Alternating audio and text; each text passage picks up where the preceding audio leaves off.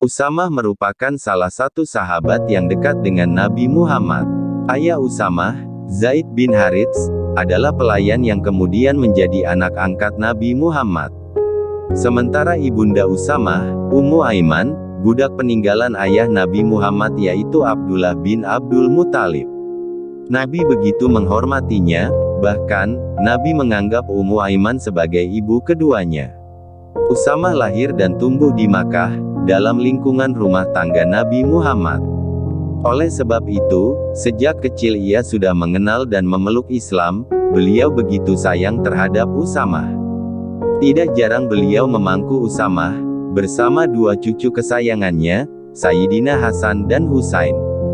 Ya Allah, sayangilah mereka, karena aku menyayangi mereka, dan cintailah mereka, karena aku mencintai mereka, kata Nabi Muhammad, mendoakan Usamah, Hasan, dan Husain. Salah satu kasih sayang yang ditunjukkan Nabi Muhammad kepada Usamah adalah ketika cucunya itu jatuh tersungkur hingga keningnya terluka. Pada saat itu Nabi mendekati dan langsung menyesap darah luka yang ada di kening Usamah tersebut, lalu meludahkannya. Hingga luka itu menjadi bersih dan Usamah tidak lagi kesakitan. Di lain kesempatan, Nabi Muhammad juga rela menunda melaksanakan tawaf ifadah pada saat haji wada demi menunggu Usamah.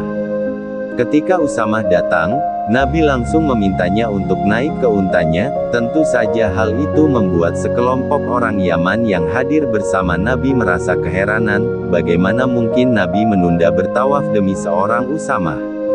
Meski demikian, Nabi juga pernah tidak suka dengan salah satu perbuatan Usamah bin Zaid.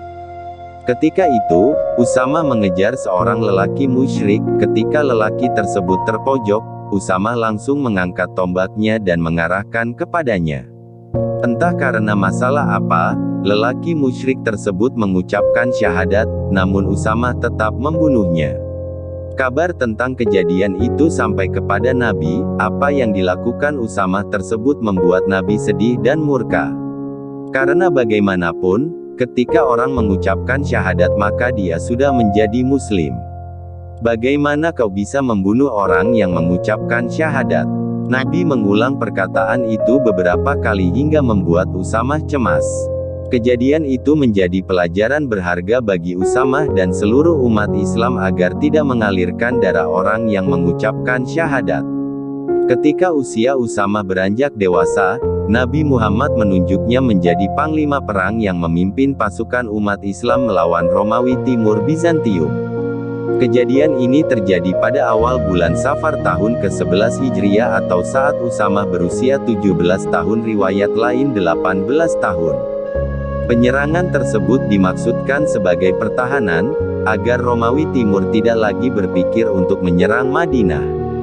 Sebagian sahabat keberatan dengan penunjukan Usamah tersebut.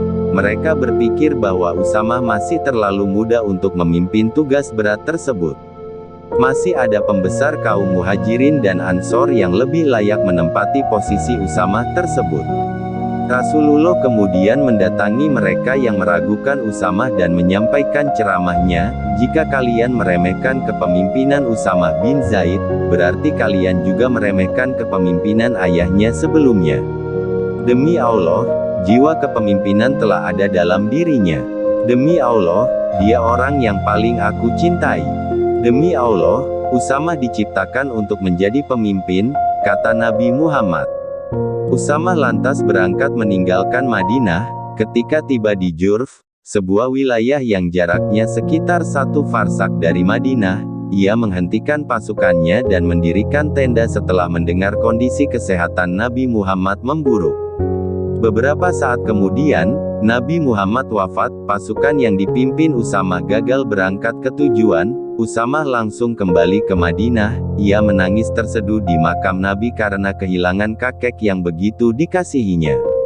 Usamah dan pasukannya baru diberangkatkan ke wilayah penduduk Uqna, yang berada di bawah kekuasaan Romawi Timur, pada masa kekhalifahan Abu Bakar As-Siddiq. Abu Bakar mengantar Usamah sebagai panglima perang dengan berjalan kaki, sementara Usamah berada di atas punggung unta. Hal itu merupakan bentuk penghormatan yang dilakukan Abu Bakar kepada Nabi Muhammad, yang telah menunjuk Usamah sebagai panglima perang. Ketika melepaskan Usamah dan pasukannya yang berkekuatan 3.000 prajurit, Abu Bakar As-Siddiq menyampaikan sebuah pidato.